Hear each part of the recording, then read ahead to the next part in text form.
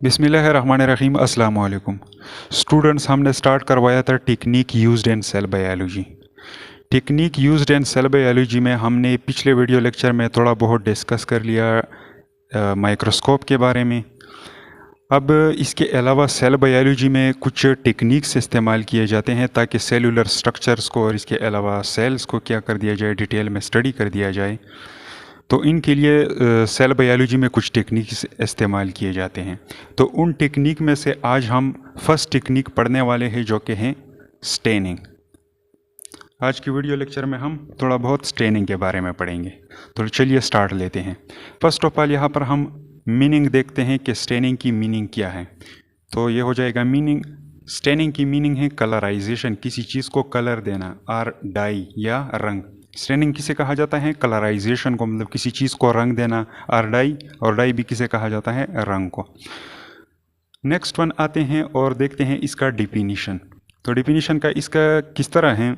It is a technique, ये एक ऐसा तरीका है in which we give a specific dye or colour, जिसमें हम देते हैं एक ख़ास किस्म का रंग टू अ सेल, एक सेल को, आर दियर आर्गेनेल या उसके आर्गेनेल्स को, आर मैक्रो मालिक्यूल या सेलुलर लेवल पे जो बड़े बड़े मालिक्यूल पाए जाते हैं, जैसे कि स्टार्च हो गया या लेग्निन वगैरह हो गया, इन किस्म के मैक्रो मालिक्यूल्स को हम क्या कर देते हैं? एक स्पेसिफिक डाई या कलर देते हैं टू बिकम विजिबल, ताकि ये हमें नज़र आ जाए फॉर स्टडी पर्पसेस, मुताले के मकसद के लिए।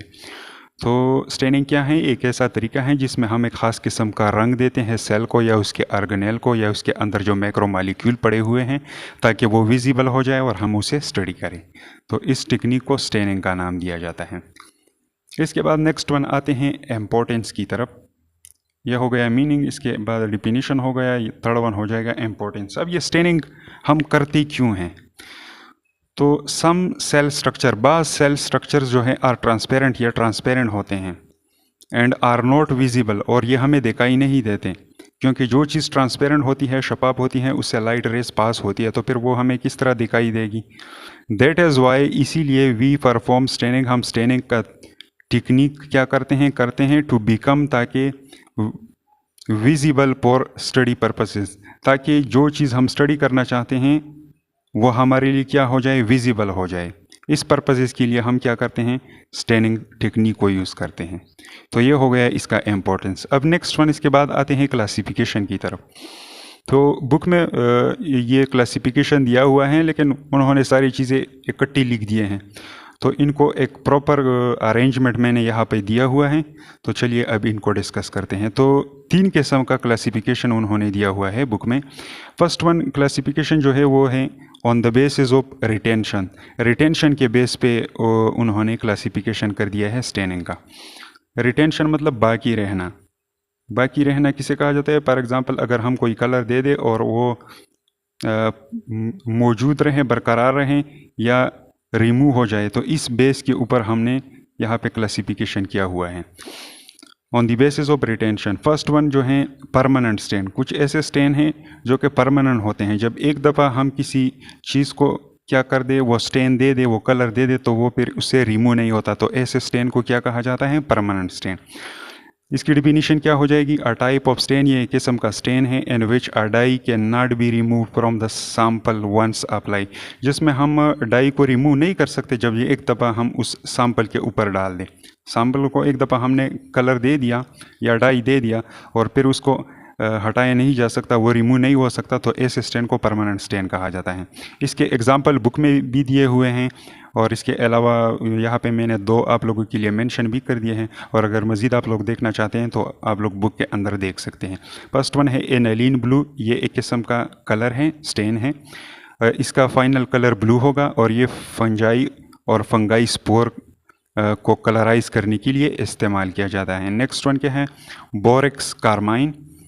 ये एक अनदर स्टेन है। इसका फाइनल कलर आप लोगों को क्या होगा? आप लोगों के लिए पिंक कलर देगा ये आप लोगों के लिए, और ये इस्तेमाल होता है ओबिलिया कॉलोनी को स्टडी करने के लिए। ओबिलिया क्या होता है? ये एक इनवर्टेब्रेट ऑर्गेनिज्म होता है जो कि कॉलोनी की शक्ल में रहता है, और ये पानी में पाया जाता है। उसकी स्टडी के लिए ये इस्तेमाल किया जाता है, एंड न्यूक्लियस, और इसके अलावा न्यूक्लियस की स्टडी के लिए इस्तेमाल किया जाता है। नेक्स्ट वन जो है टेम्परेरी स्टेन, रिटेंशन के बेस पे नेक्स्ट वन कौन सा स्टेन है? Temporary stand. टेम्परेरी मतलब अर्जी। अ टाइप ऑफ स्टेन ये एक किस्म का स्टेन है in which a dye can be removed, जिसमें डाई क्या हो सकता है? रिमूव हो सकता है फ्रॉम अ सैंपल, किसी नमूने से। वन सप्लाई जब एक दफ़ा उसके ऊपर लगाया जाए तो फिर ये उससे रिमूव हो सकता है, तो ऐसे स्टेन को हम टेम्पररी स्टेन कहते हैं। इसका एग्जांपल यहाँ पे भी मैंने एक दिया हुआ है, इसके अलावा बुक के अंदर भी मौजूद है।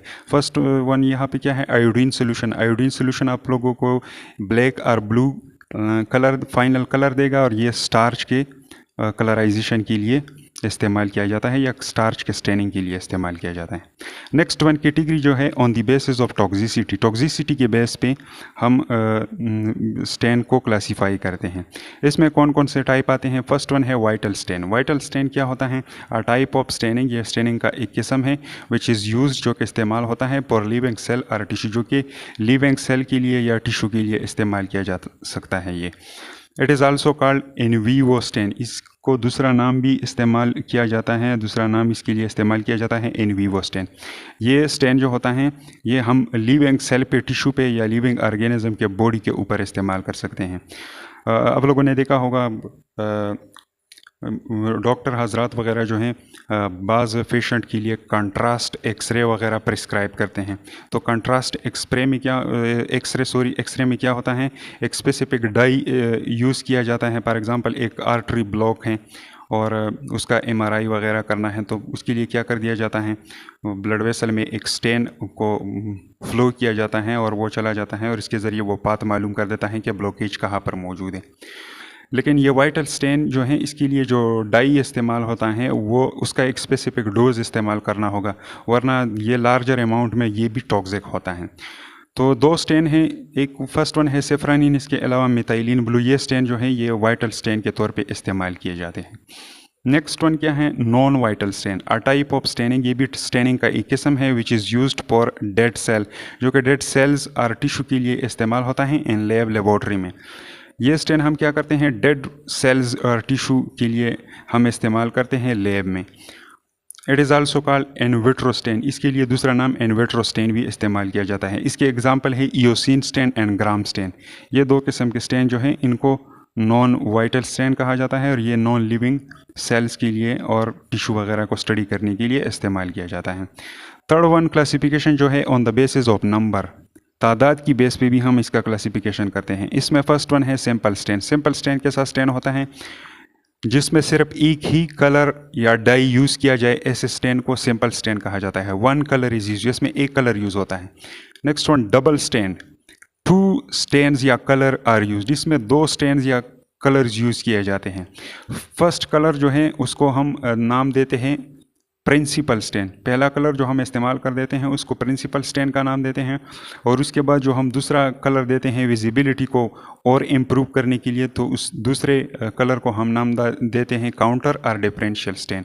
और last one on the number of basis वाला स्टेन जो है वो है मल्टीपल स्टेन।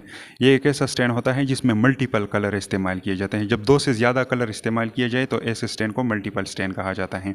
एंड इसमें multiple colour are used, multiple colour इस्तेमाल होते हैं एट अ सिंगल टाइम।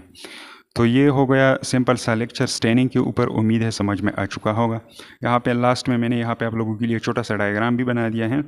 ये क्या है? एक डायग्राम। और स्टेनिंग में क्या होता है, यहाँ पर ये क्या है? ये एक सेल है और इसके अंदर फॉर एग्जांपल ये माइटोकॉन्ड्रिया पड़ा हुआ है, इसके अलावा क्लोरोप्लास्ट वगैरह पड़ा हुआ है, न्यूक्लियस पड़ा हुआ है। तो इसके ऊपर हम क्या कर देते हैं? एक स्पेसिफिक डाई डाल देते हैं या कलर डाल देते हैं, ताकि ये क्या हो जाए, ये कलर एब्जॉर्ब कर दे और फिर हमें ये विजिबल हो जाए। और फिर हम इसे उठाते हैं और माइक्रोस्कोप के नीचे रख देते हैं और इसकी स्टडी वगैरह करते हैं। तो स्टेनिंग टेक्निक में ये सब इस्तेमाल होता है। तो ये हो गया स्टेनिंग। उम्मीद है समझ में आ चुका होगा।